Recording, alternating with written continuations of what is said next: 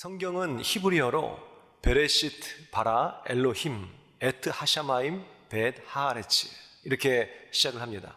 그 뜻은 하나님이 태초에 천지를 창조하시니라, 바로 그 뜻이죠. 우리가 여러 주에 걸쳐서 함께 은혜를 나눴었습니다. 여기서 하나님이 천지를 창조하시니라라고 했을 때 이 창조라는 단어가 오늘 함께 나눌 바라라는 히브리어 단어입니다. 이 바라라는 동사는 창조하다, 만들다 이 의미로 구약에서 총 53회 쓰여졌다고 합니다.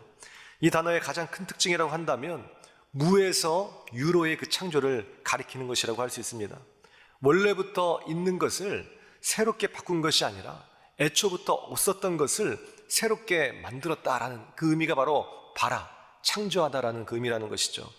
이전에는 존재하지 않았던 세상의 모든 만물들이 하나님의 손길로 인하여 비로소 역사 속에 시작되었다라는 것을 알려주는 것이 바로 바라, 이 창조하다라는 단어다라는 것입니다. 그런 의미에서 이 바라라는 단어는 이 세계의 모든 존재의 시작이 하나님께 있다라는 것을 의미하는 것이고, 동시에 그렇기 때문에 존재의 주인이 바로 하나님이시다라는 것을 의미하는 것이라고 말할 수가 있습니다. 다시 말해 베레스트 바라 엘로힘이라고 했을 때 하나님이 천지를 창조하셨다, 이 창조라고 한 그 의미는 내가 바로 너의 주인이다, 내가 바로 너의 시작이란다, 나 없이는 너는 아무것도 아니란다, 바로 이 뜻이 내포되어져 있는 것입니다. 그렇게 하나님의 손길로 비로소 나는 없음에서 있음이 되었고, 무가치에서 가치가 되었으며, 무의미에서 유의미한 존재로 된 줄을 믿으시기 바랍니다. 그러므로 이 바라라는 단어는 오직 하나님만이 쓰실 수 있는 성경의 단어겠죠. 사람은 감히 이 바라라는, 창조하다는 이 단어를 쓸 수가 없는 것입니다. 그래서 이 성경에서는 항상 이 바라라는 단어 앞에 하나님이라는, 하나님이 주어로 나타나 있는 것입니다. 반면에 우리나라 말로는 이 창조하다, 이것이 사람에게도 다양하게 쓰여지죠. 예를 들어서 어떤 획기적인 발명을 했다라고 한다면 창조적 발명품이다, 우리 또 그렇게 얘기하기도 하고, 탁월하고 기발한 어떤 예술 작품을 가리켜서 창조적 작품이다 이렇게 얘기하기도 합니다. 그러나 인간의 창조는 그 어떤 획기적인 발명이나 탁월한 작품이 있다고 할지라도 무에서부터 유로의 창조가 아닙니다. 모두가 다 유에서부터 유로의 창조죠. 원래부터 있는 것을 짜짓고 또 만들고 그렇게 변형해서 적용해서 이런 새로운 작품이나 콘텐츠로 만든 것이 바로 인간의 창조다라는 것입니다. 반면에 이 히브리어 바라라는 이 단어는 순수하게 아무것도 존재하지 않는 무에서 새롭게 존재하게 되는 유로의 창조를 말하는 것이 바로 바라, 오늘 본문의 창조하다라는 단어라는 것이죠. 존재하지 않던 것이 하나님으로 인하여서 비로소 존재하게 되었다는 것을 가리키는 단어가 바로 이 바라라는 단어인 것입니다. 그래서 하나님만이 이 단어를 사용하실 수 있으셨던 것이죠. 히브리어를 모국어로 쓰고 있었던 이스라엘 백성들은 그래서 이 단어에 대한 이해가 우리보다 훨씬 더 깊고 또 쉬울 수 있었겠죠. 이 바라라는 단어, 베레시트 바라 엘로힘, 오늘 이 창세기 1장 1절을 읽는 그 순간부터 나라는 존재가 하나님으로부터 시작된 것이구나 라는 것을 쉽게 알았을 것입니다. 내 아들과 딸들도, 나의 어머니와 아버지도 그 옛날 알지 못한 어느 조상으로부터 시작된 것이 아니라 온 우주를 지으신 하나님으로부터 바로 우리 가족이 시작되었던 거구나. 그러므로 내 인생의 주인은 오직 하나님이시구나, 이것을 처음부터 알게 됐다라는 것입니다. 그렇게 성경은 성경의 시작부터 우리의 믿음을 강력하게 요구하고 있는 것입니다. 무에서 유로의 창조를 일컫는 바라, 이 단어를 바라봄으로써 우리는 창조주 하나님을 믿고 또 기억해야 된다라는 것이죠. 그가 나를 지으셨고 그가 나의 주인임을 창세기 1장 1절부터 우리는 선포해야 되는 것입니다. 창세기 1장 1절을 읽고 있는 하나님의 사람들에게 하나님은 그 믿음을 또한 요구하고 계신다라는 것입니다. 무엇이라고요? 무에서부터 유로의 창조, 없던 것이 이제 존재하게 됐다라는 것입니다. 근데 그 없던 것이 존재하기까지는 하나님의 의도와 작정과 계획과 목적과 의지와 열정이 담겨져 있었겠죠. 나 한 사람 한 사람이 그렇게 하나님의 고귀한 뜻과 섭리로 이 땅 가운데 나타났다라는 것입니다. 우리 한 사람 한 사람이 하나님의 목적이다라는 것입니다. 하나님의 계획이고 하나님의 꿈이요 하나님의 비전이다라는 것이죠. 이것을 우리가 믿고 선포하며 감사함으로 나아가야 된다라는 것입니다. 이것이 바로 창세기 1장 1절부터 하나님께서 우리에게 요구하신 믿음인 것입니다. 만약 그렇지 않고 이 바라라는 이 창조의 단어를 바라보면서도 믿지 않고 있다면 그것은 결국 하나님을 믿지 않는 것이죠. 무에서부터 유로 있는 것을 우리가 변형해가지고 뭔가를 만들 수는 있겠지만 아예 애초부터 아무것도 없던 것에서 무언가 생겨났다고 그것이 가능한 일일까? 오늘 여기서부터 불신앙이 생기는 거예요. 그래서 사람들은 믿지 않고 있는 것이죠. 창세기 1장 1절부터 걸려 넘어지는 것입니다. 그래서 뭘 믿고 있죠? 진화론을 믿고 있죠. 어느 날 빅뱅에서 우주가 대폭발해가지고 대폭발하는 그 폭발 속에서 온 우주 전체가 아주 오랜 시간 동안 우주의 질서와 그 조화 속에서 운행되게 되고 거기서 갑자기 생명체 아메바라는 그 단백질이 탄생하게 되고 오랜 시간 끝에 그것이 진화하게 되고 이런 우연을 믿고 있는 것이에요. 이런 가장을 믿고 있는 것이에요. 그것 역시 뭐예요? 무에서부터 유로 발전된 것입니다. 아무것도 없었던 진화론도 마찬가지예요. 진화론도 무에서부터 유가 생겼다는 것을 믿고 있는 것이고 오늘 우리 하나님의 사람들도 무에서부터 유로 우리가 존재했다는 것을 믿고 있는 것입니다. 다만 그들은 우연이고 오랜 세월이고 오늘 우리는 뭐예요? 하나님의 적극적인 개입과 섭리와 뜻과 의지와 열정과 꿈, 목적으로 하나님이 우리를 지으셨다라는 것입니다.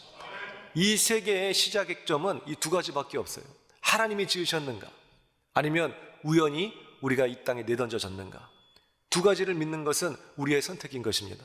그러나 무엇을 믿느냐에 따라서 우리 인생의 판로는 완전히 달라지게 되겠죠. 하나님의 고귀한 뜻과 섭리 가운데 내가 지음받았다는 사실을 아는 사람은 자기 자신이 참 고귀하게 느껴집니다. 그 하나님이 오히려 나의 모든 수고하고 무거운 짐을 다 지시고 나의 연약함과 더러움을 위하여 십자가 지셨다는 그 사실을 알았을 때 그 한 사람의 인생은 무너지게 되는 거예요. 그리고 주의 말씀 따라 가기로 작정하여 하나님께서 예배해 주신 저 천국 영원으로의 그 초대 그 주님 곁을 향하여 나아가게 되는 것입니다. 오늘 그러므로 오늘 하나님을 믿지 않는다는 것 오늘 이것은 바라라는 단어를 보면서도 하나님을 부인하는 내 존재 자체가 하나님으로부터 시작되었다는 것을 부인하게 되는 이런 모순에 빠지게 되는 것입니다. 그것은 마치 벚꽃이 벚나무를 부인하고 나는 처음부터 이렇게 꽃이 피었는걸 나는 처음부터 이렇게 예쁜데 벚나무 그게 뭐라고 나는 벚꽃이야 내가 사람들이 나를 좋아해 그런 교만함에 빠지는 거예요. 벚나무 없이는 벚꽃도 있을 수 없는 것입니다. 내가 이렇게 맛있는 사과야 나는 사과나무 없이도 이 아름다운 열매를 맺을 수가 있어. 망고의 어리석은 논리적 모순에 빠지는 것이죠. 이것이 베레시트 바라 엘로힘이에요. 이런 무식하고 멍청하고 어리석은 오늘 이 논리적 모순에 빠져 살아갈 것인가 아니면 우리의 주인 되신 하나님을 알고 믿고 부복하여 하나님의 종으로 살아갈 것인가 이 양자택일이 창세기 1장 1절에 있는 것입니다. 벚꽃나무 없이 벚꽃이 존재할 수 없고 사과나무 없이 사과가 존재할 수 없는 것처럼 하나님 없이 오늘 이 시간 내가 존재할 수 없는 줄을 믿으시기 바랍니다. 이것은 단순히 존재의 시작과 뿌리를 아는 지식에서 그치는 것이 아닙니다. 그것은 우리를 살고 죽게 만드는 전 인생의 축복에 관련된 아주 중요한 말씀인 것입니다. 사과 열매가 사과나무라는 존재의 뿌리를 알고 있다면 그 사과나무에 붙어야만 살 수 있는 것이죠. 사과나무를 잊어버리고 무시하고 반역한다면 그 열매는 썩어져 버리고 마는 것입니다. 더 이상 자라나지 않는 것이에요. 오늘 그 벚꽃이 벚나무를 무시하고 또 반역한다면 더 이상 아름다운 그 꽃을 내년도에는 필 수가 없는 것이에요. 벚꽃나무에 붙어 있어야 되는 것입니다. 오늘 마찬가지로 오늘 우리가 하나님 안에 붙어 있어야 되는 것이에요. 하나님이 내 인생의 주인이시다. 나는 그의 소유이다. 하나님 없이는 아무것도 할 수가 없다. 그것을 고백하고 선포하며 나가야 되는 것입니다.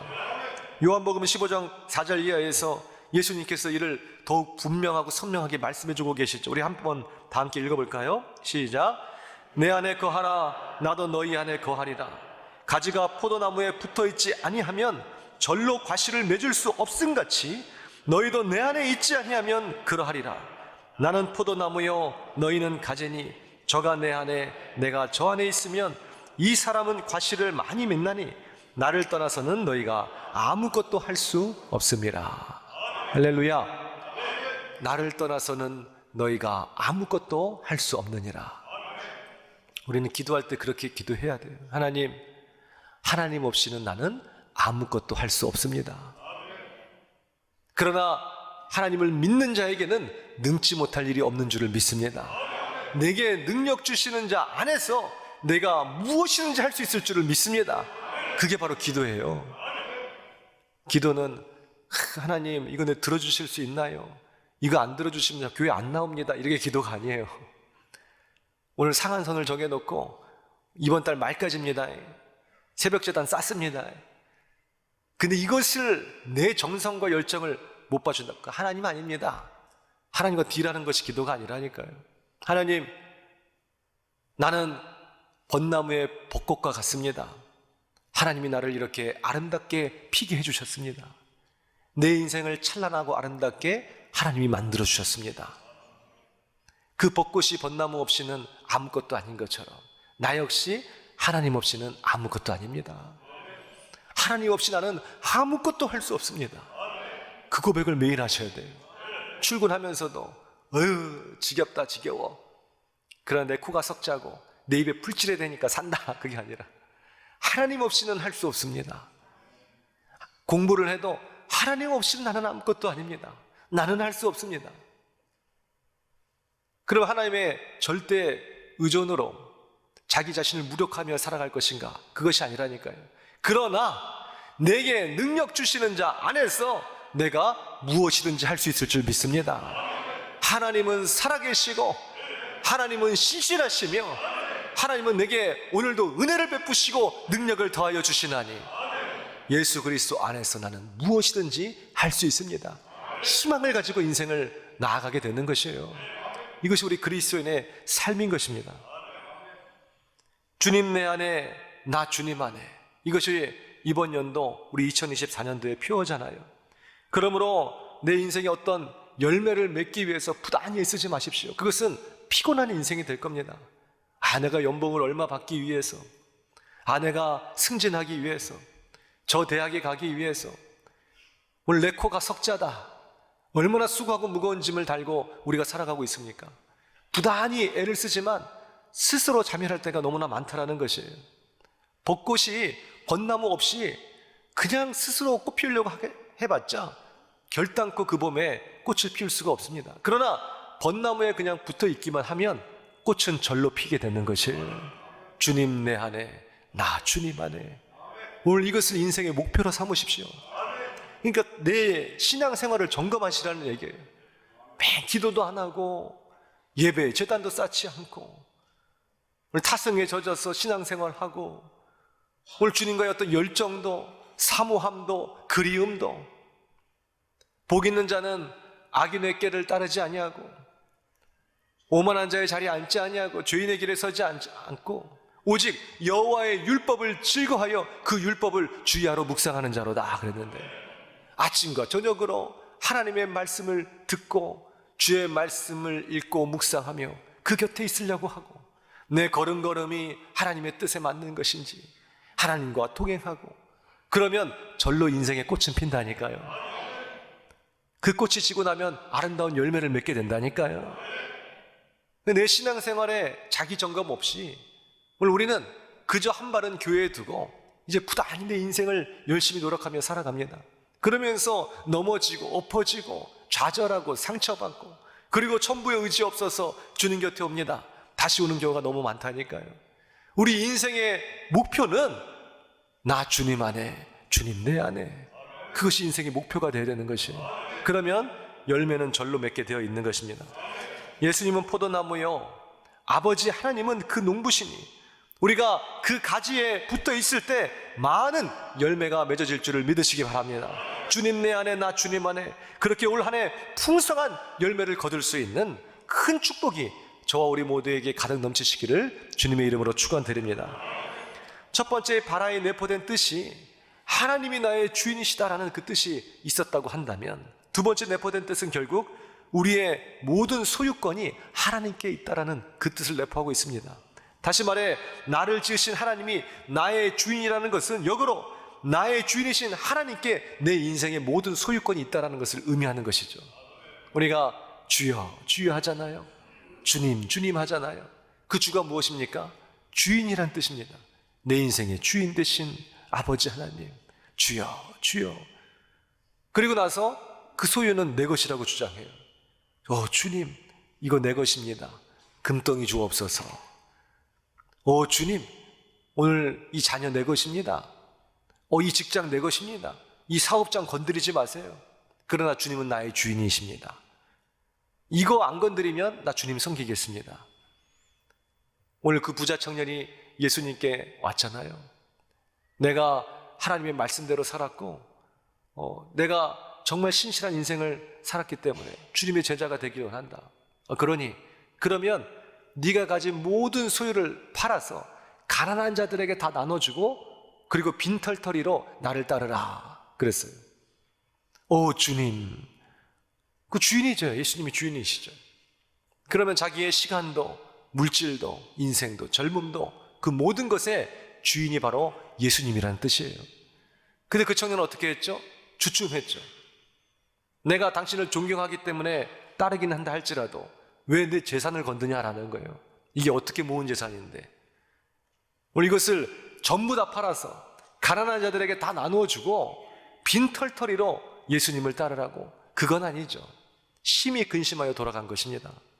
오늘 우리는 나의 주여 나의 주여라고 말하고 있는데 오늘 우리는 하나님을 어떻게 따라가고 있습니까? 우리의 모든 소유권이 하나님께 있는 줄을 믿으시기 바랍니다. 오늘 우리의 소유권이 바로 하나님께 있기 때문에 성경은 계속해서 너는 내 것이다 라고 하나님 말씀하고 계셔요. 너의 인생의 소유권이 내게 있다, 그 뜻이에요. 너는 내 것이라, 너는 내 것이라. 이사야 43장 1절의 말씀을 다 함께 한번 읽어볼까요? 시작. 야곱아, 너를 창조하신 여호와께서 지금 말씀하시느니라. 이스라엘아, 너를 지으신 이가 말씀하시느니라. 너는 두려워하지 말라. 내가 너를 구속하였고 내가 너를 지명하여 불렀나니 너는 내 것이라. 아멘. 우리를 창조하신 여호와가 우리에게 뭐라고 말씀하고 계신다고요? 너는 내 것이라 라고 말씀하고 계신다라는 것입니다. 세상에 그 어떤 신이 너는 내 것이라 라고 말하고 있습니까? 세상에 어떤 종교에서 어떤 신이 너는 내 것이라 라고 말하고 있느냐는 것이, 오직 우리를 지으신 여호와 하나님, 우리의 주인 되신 여호와 하나님만이 오늘 이 시간 우리 각 사람을 향하여 너는 내 것이라 라고 말씀하고 계신 거예요. 하나님만이, 우리를 지으신 하나님만이 내 인생의 소유권을 주장하실 수 있는 것입니다. 너는 내 것이라고 말씀하셨다는 것은 하나님에게 있어서 오늘 성경 안에 6가지의 의미로 한번 생각해 볼 수 있겠어요. 처음 3개는 구원의 섭리에 대한 이 구속사적 의미로 살펴볼 수 있습니다. 그것은 바로 너는 내 것이다라는 것은 여호와 하나님께서 창세전에 나를 택하여 주셨다. 예수 그리스도의 피로 나를 구속해 주셨으며 그 다음에 예수님의 영이신 성령으로 오늘 우리를 인쳐 주셨다라는 것을 의미하는 거예요. 너는 내 것이라는 것은 내가 처음부터 너를 알고 있었어. 창세전에, 온 세계를 짓기 전에 내가 네 이름을 알고 있었어. 너는 확실히 내 거야. 그러나 내가 너를 빼앗기지 않기 위해서 예수 그리스도 내 아들의 피로 너를 구속했어. 너를 구원했어. 그리고 하나님의 영인 그 성령으로 너를 인쳤단다. 도장을 찍은 거예요. 절대 건드릴 수 없도록. 옛날 노예 보게 되면 노예를 사고 팔 때 자기 주인이 자기의 노예라는 것을 징표로 삼기 위해서 오늘 문신을 새기잖아요. 뜨거운 불에 지져서 그 인을 치잖아요. 오늘 하나님께서 뜨거운 성령의 불로 우리를 인쳐주신 것입니다. 봐라. 주민등록증 보는 것처럼 봐라. 넌 내 거야. 하나님의 사람이라고 적혀 있잖아. 그게 바로 너는 내 것이라는 의미예요. 또 너는 내 것이라 라는 이 또 다른 3가지의 그 의미는 우리 한 사람 한 사람을 향한 하나님의 사랑과 은혜가 담긴 의미입니다. 그것은 바로 내가 너를 결코 포기하지 아니하리라. 너를 빼앗기지 아니할 것이라. 그러므로 너는 두려워하지 말라라는 의미예요. 너는 내 것이라는 것은 넌 내 거야. 그렇기 때문에 나는 너를 포기하지 않을 거야. 너는 내 거야. 그렇기 때문에 너를 결코 빼앗기지 않을 거야. 너는 내 거야. 그렇기 때문에 언제나 어느 때나 너와 함께 할 것이니 두려워하지 말라. 이것이 하나님의 말씀이라니까요. 이와 관련된 하나님의 말씀은 성경 곳곳에서 우리가 읽게 되면 어렵지 않게 발견할 수 있습니다. 이사야 42장 8절에 보게 되면 나는 여호와니 이는 내 이름이라. 나는 내 영광을 다른 자에게 내 찬송을 우상에게 주지 아니하리라. 신명기 4장 31절에 보게 되면 네 하나님 여호와는 자비하신 하나님이시라. 그가 너를 버리지 아니하시며 너를 멸하지 아니하시며 네 열조에게 맹세하신 언약을 잊지 아니하시리라. 뭐라고요? 버리지 아니하시고 멸하지 아니하시고 잊지 아니하신 하나님이시다라는 것입니다. 이사야 49장 15절에 보게 되면 여인이 어찌 그 젖먹는 자식을 잊겠으며 자기 태에서 난 아들을 긍휼히 여기지 않겠느냐. 그들은 혹시 잊을지라도 나는 너를 잊지 아니하리라. 할렐루야. 자식에 대한 소유권은 오직 그 부모만이 주장할 수가 있겠죠. 옆집 아줌마가 이 아들 내 거다라고 그 소유권을 주장할 수 있겠습니까? 10달을 뱃속에 품고 나온 그 어머니는 그 소유권을 넘어서 이 자식과 거의 그냥 한 몸이다라고 말할 수도 있을 거예요. 이처럼 우리가 이해할 수 있는 부모와 자식 간의 관계를 통하여 하나님께서 우리를 향한 그 마음을 지금 말씀해 주고 계신 것입니다. 10달을 품고 나온 그 어머니는 그 자식을 소유권을 주장할 뿐만이 아니라 거의 한 몸이라고 생각하지만 혹시라도 그 어머니는 그 자식을 잊을지언정 나는 너를 잊지 아니하리라라는 것입니다. 그보다 더 깊은 그 사랑이, 그보다 더 깊은 기억이 오늘 여호와 하나님께 있다라는 것입니다. 소유권은 이처럼 늘 우리 신앙생활에 큰 축복이 됩니다. 오늘 이 소유권, 하나님께 내 인생이 달려있다라는 것을 알고 사는 사람과 그렇지 않은 사람의 삶은 완전히 판이하게 달라질 것이에요. 하나님은 세상 끝날까지 세상 어디를 할지라도 우리가 새벽 날개치며 저 바다 끝에 거한다 할지라도 거기서도 우리와 함께하고 계시고 우리를 끝까지 붙드시는 하나님이신 줄 믿으시기 바랍니다. 그 마음을 또한 우리가 품으라는 것이에요. 그래서 한 영혼 한 영혼을 생각하라라는 것입니다. 우리가 다음 주에는 4월 28일 1대1 우리가 짝 초청이 있잖아요. 오래도록 교회에 나오지 못하신 우리 성도님들, 우리 사랑하는 마음으로, 그리워하는 마음으로 올리브 기름 한 병 가지고 찾아갑니다. 이번 주부터 이제 시작이 됐었는데 여러 많은 성도님들이 또 마음의 문을 여시고 이번 주부터 이렇게 다시 돌아오시는 성도님들이 계셔요. 그래서 제가 너무너무나 고무적이고 너무너무나 감사하고 세상 끝날까지 우리와 함께 하시고 세상 어디에 있든지 간에 우리를 떠나지 아니하신 하나님, 99마리의 그 양떼들을 놔두고 잃어버린 한 마리 양을 찾아 나서는 것이 예수님의 마음인데 우리도 그렇게 하라 그랬잖아요. 그 목자의 심령으로 우리가 찾아 나서는 것입니다. 사랑의 손길을 내미는 것이에요. 그리고 다시 돌아왔을 때 얼마나 기쁩니까? 오늘 하늘에서는 천국의 잔치가 열린다 그래요. 그 놀라운 은총과 축복으로 우리가 또 올 한 해 2024년도를 시작하는 것입니다. 그 축복의 주인공들이 여러분이 되시기를 바랍니다.